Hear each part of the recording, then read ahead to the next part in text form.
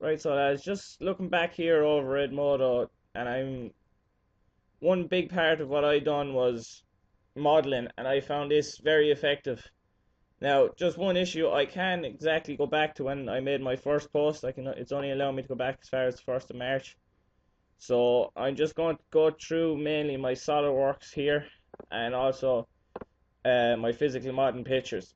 When it came to physical modeling, my project, I didn't find it overly beneficial, apart from it gave me an idea of the sizes. So I was able to see exactly what size it'd be, and I was able to hold it in my hands to see how it'd feel in my hands. But other than that, I don't think I could have benefited too much from it because it was so small.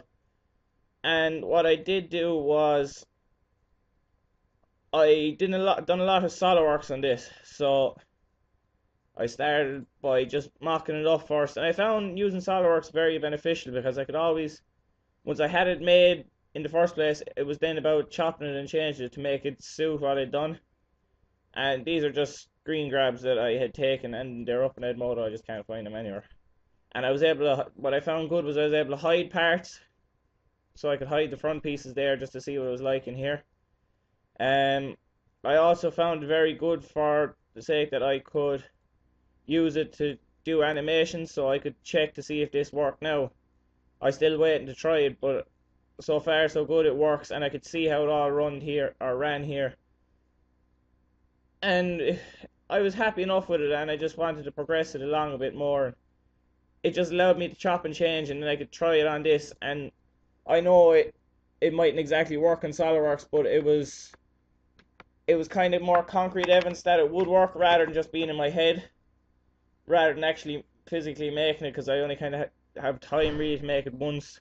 And SolidWorks was a great way of kind of a transition from my head to the finished project in between, so I could actually see exactly what I made. Um, so this is what I've come with so far. I'm still not sure. I might have to make a few changes to it, very slightly, but overall I seem to be happy enough with it at the minute. Um, I found this model really handy, especially when I got Sean Geeney's motor. I could find the exact position because wasn't exactly sure how I was going to fit the motor into it. And then when Sean put up the motor, I was able to take the motor and pop it in to my SolidWorks and find out the exact position of it. So it helped me problem solve where I was going to actually position this motor. And as you can see, if I zoom in here, my gears mesh inside here perfectly. I can just hide this one, I think.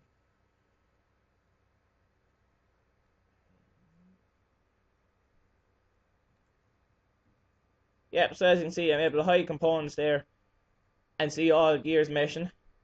And then I just made another animation here then, if I run this one on, to see what it actually looks like now. So yeah, as you can see, I've added in color to the gears. They changed the numbers on them. I have my LEDs up here. So I was able to alter it and change it along the way. And there was the handy features that I able to use inside it, like um, the animation especially was one of the things I found very handy. Also the fact that I could change the colors as it suited. So another post I made in Edmodo, I think this one could be up there. Yeah. So I first decided that I was going to use all yellow gears, but once I put this up in Edmodo, and even when I looked at it myself, I personally thought that the multicolored gears was a lot better. I had originally thought that using yellow gears for the simple fact that I thought there might be too much going on, too much color, but when I was able to change it on SolidWorks over across fairly quickly, I quickly realized that no, I really did use multi gears, and that was kind of the consensus that was on Edmodo. Finally, the other great thing I found very handy about SolidWorks was, and the parametric modeling side of the thing was, I was able to get my working drawings straight from this. So as you can see, I have many little holes inside it in the cloud here, and I have quite a number of gears. Now, the teeth in the gears are very small, and they're 20mm gears. So if I was to try and draw this by hand, being a millimeter out on either gear, so if I ended up drawing this hole 1 millimeter off this side and another millimeter off this side, chances are them gears wouldn't mesh correctly. And also, a worry I had at the start was that their size drill bits, we had the smallest one was 6mm, and I had a 4mm diameter center. But after talking to Louise, she said that I think she had a 4mm bit, so I was able to get the